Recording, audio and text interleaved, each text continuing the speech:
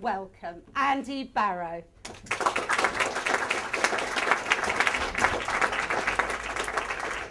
Four things happened really quickly. There was a loud crack. I felt an intense pain in my neck. My ears popped deeper and louder than they ever have before or since. And I heard a scream. That scream was me. My neck had snapped.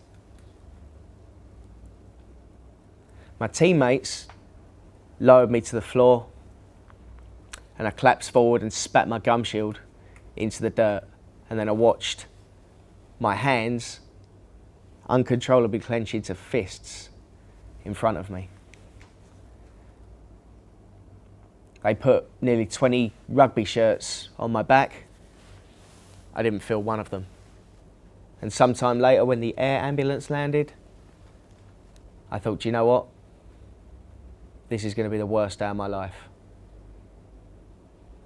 At the time I didn't know that in fact it was the start of the biggest opportunity of my life.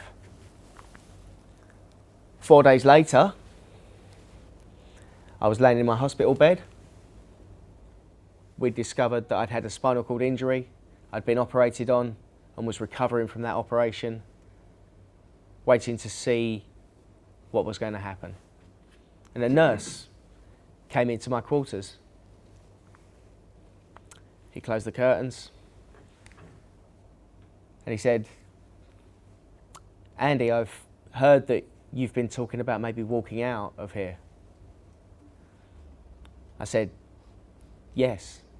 He said, I've heard that you've mentioned the doctors said there may be a slim chance that you may make a full recovery. I said, yeah. He said, I need to tell you something, Andy.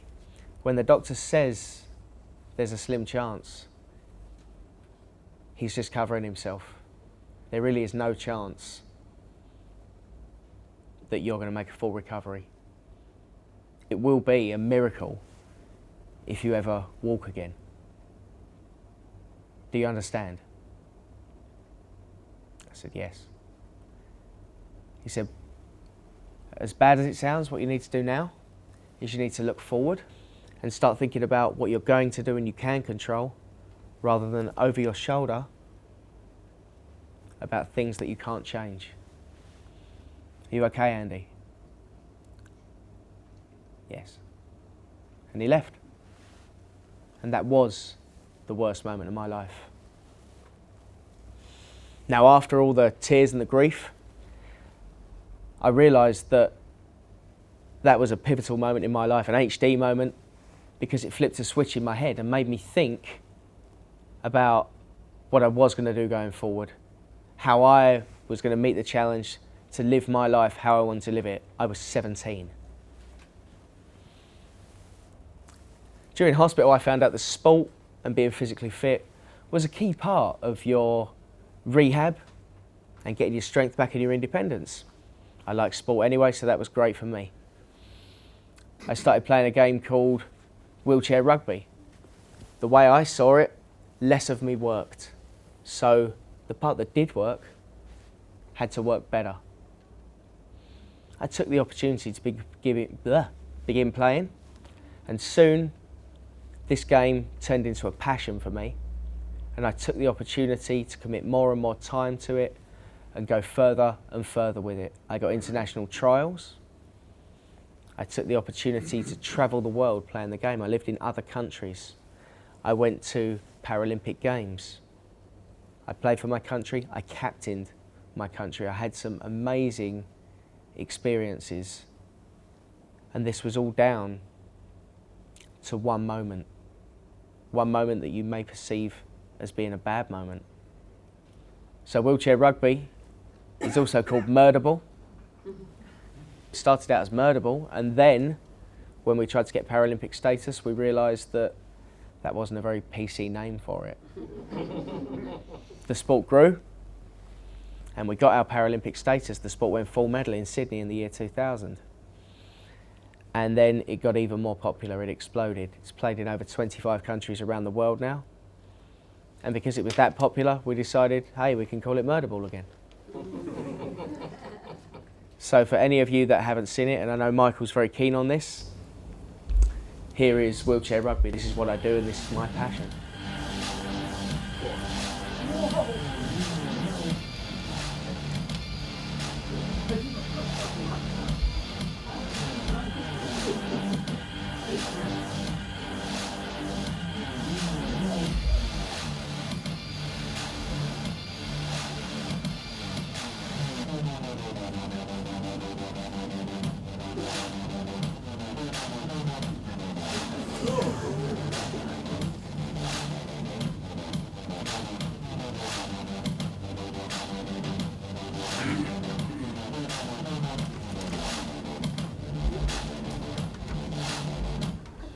Look fun?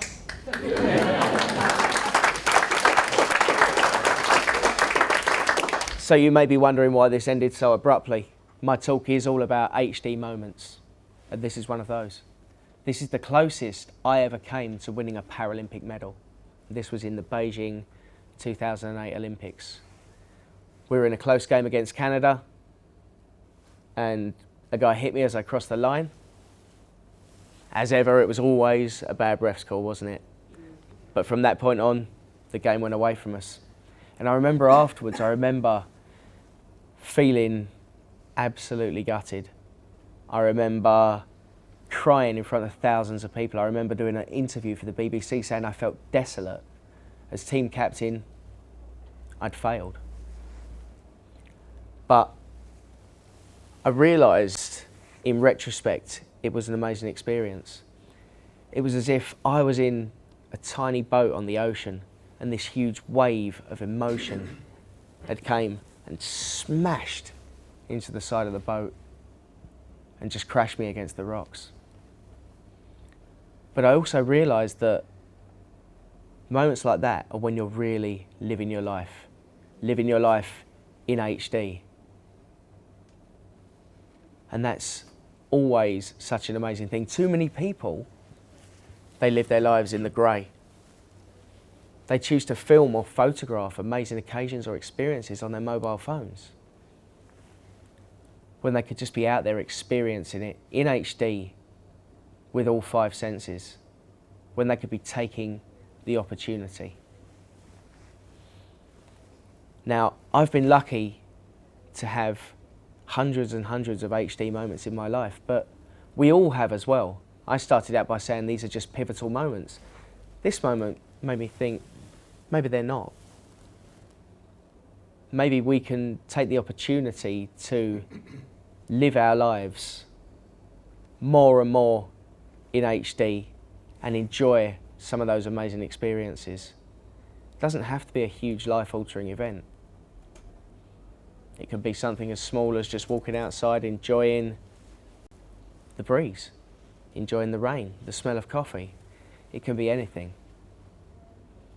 Now, my job here today is not to inspire you. I say my job is not just to inspire you. Because unless we do something with our inspiration, it's really not worth anything.